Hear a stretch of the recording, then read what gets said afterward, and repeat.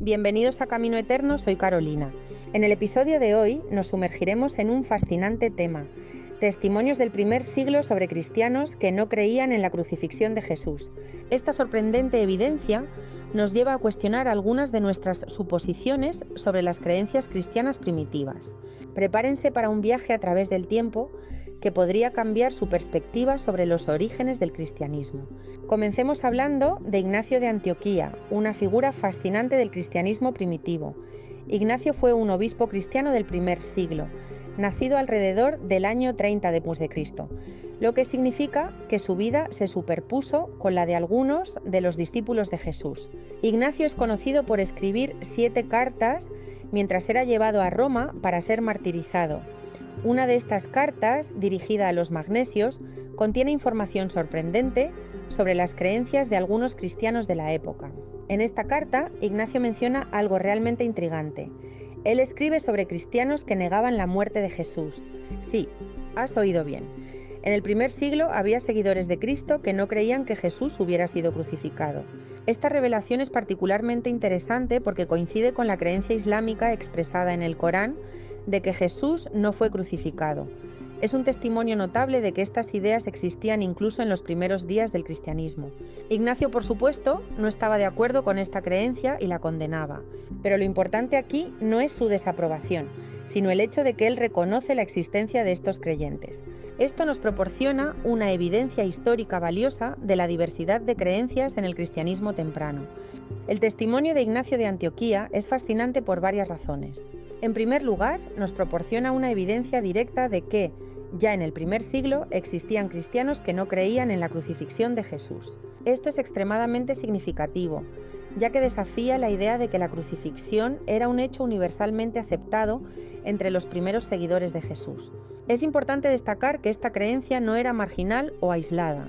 Ignacio, siendo un líder cristiano prominente, se sintió obligado a abordar este tema en su carta, lo que sugiere que era una creencia lo suficientemente extendida como para merecer su atención.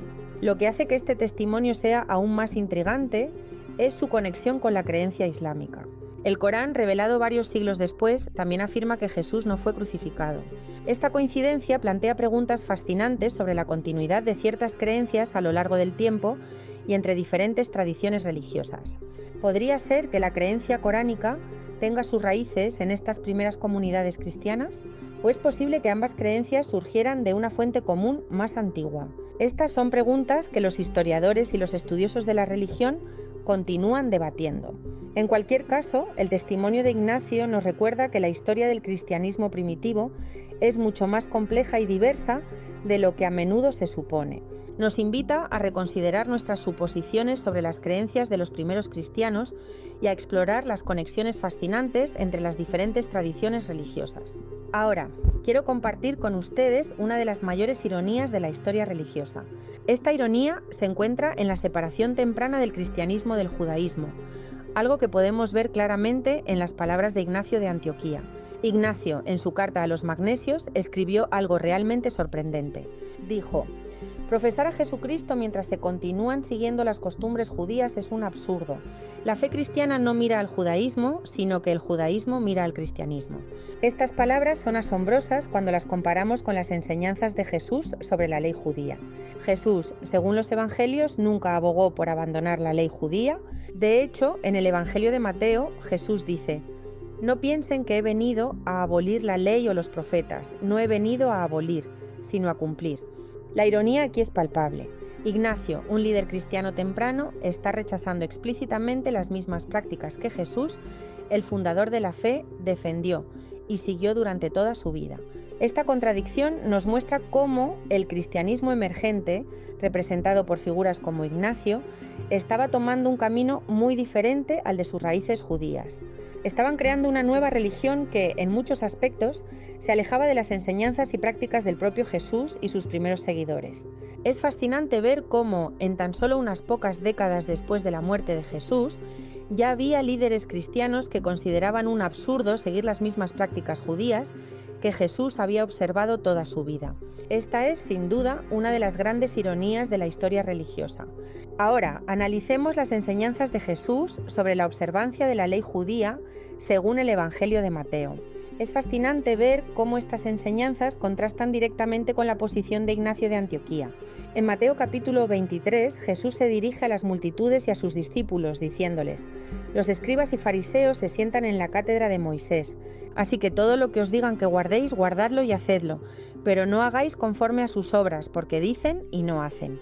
Aquí vemos claramente que Jesús instruye a sus seguidores a obedecer la ley judía.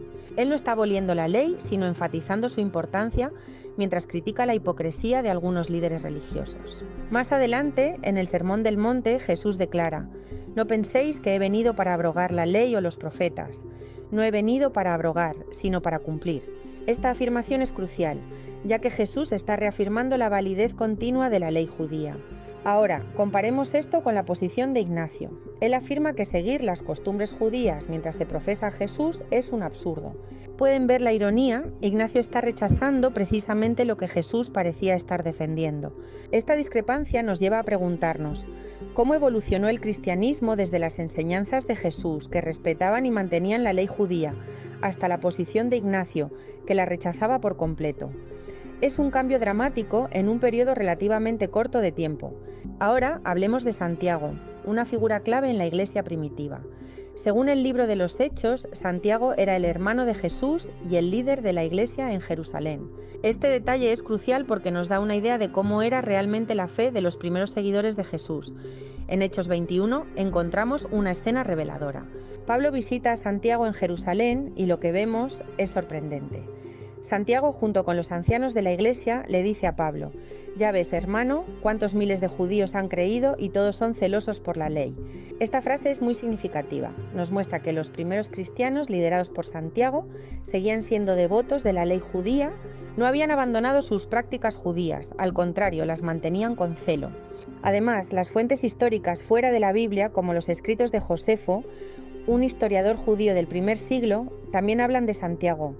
Josefo lo describe como alguien famoso entre los judíos por su observancia estricta de la ley. Este compromiso de Santiago con las prácticas judías no era una excepción, era la norma en la Iglesia primitiva de Jerusalén.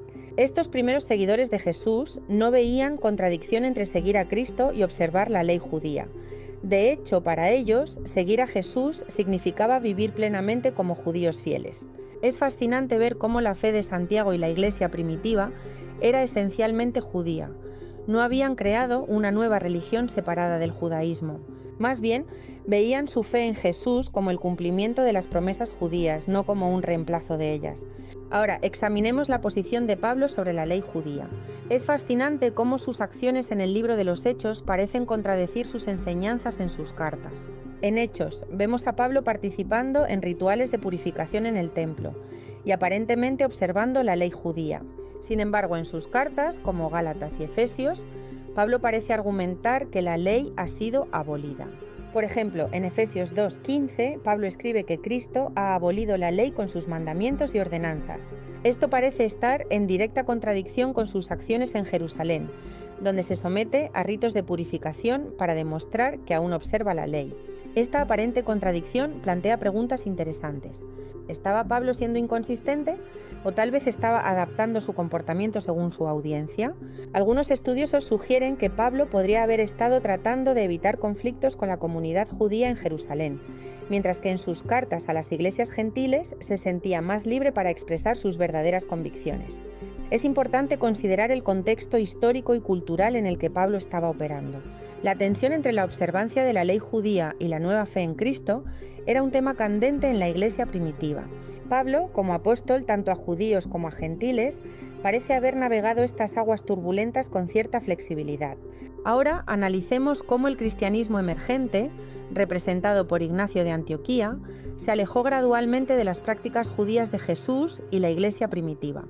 Este cambio marca una transformación significativa en la historia del cristianismo.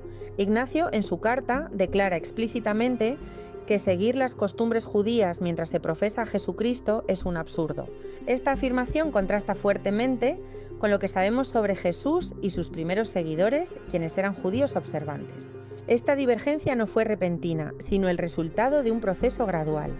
A medida que el cristianismo se expandía entre los gentiles, las prácticas judías comenzaron a ser vistas como menos relevantes o incluso como un obstáculo para la nueva fe. La posición de Ignacio refleja un momento crucial en este proceso de separación. Su visión de un cristianismo completamente independiente del judaísmo marca el inicio de una nueva era en la evolución de la fe cristiana. Este alejamiento de las raíces judías tuvo profundas implicaciones teológicas y prácticas. Condujo a una reinterpretación de las enseñanzas de Jesús y a la formación de una identidad cristiana distinta, separada de sus orígenes judíos. Es fascinante observar cómo, en apenas unas décadas, el cristianismo pasó de ser un movimiento dentro del judaísmo a convertirse en una religión separada con sus propias creencias y prácticas distintivas. Para concluir este fascinante episodio, hemos explorado una de las mayores ironías de la historia religiosa. Hemos visto cómo el cristianismo emergente, representado por figuras como Ignacio de Antioquía, se alejó drásticamente de las prácticas judías que Jesús y sus primeros seguidores, como su hermano Santiago, observaban fielmente.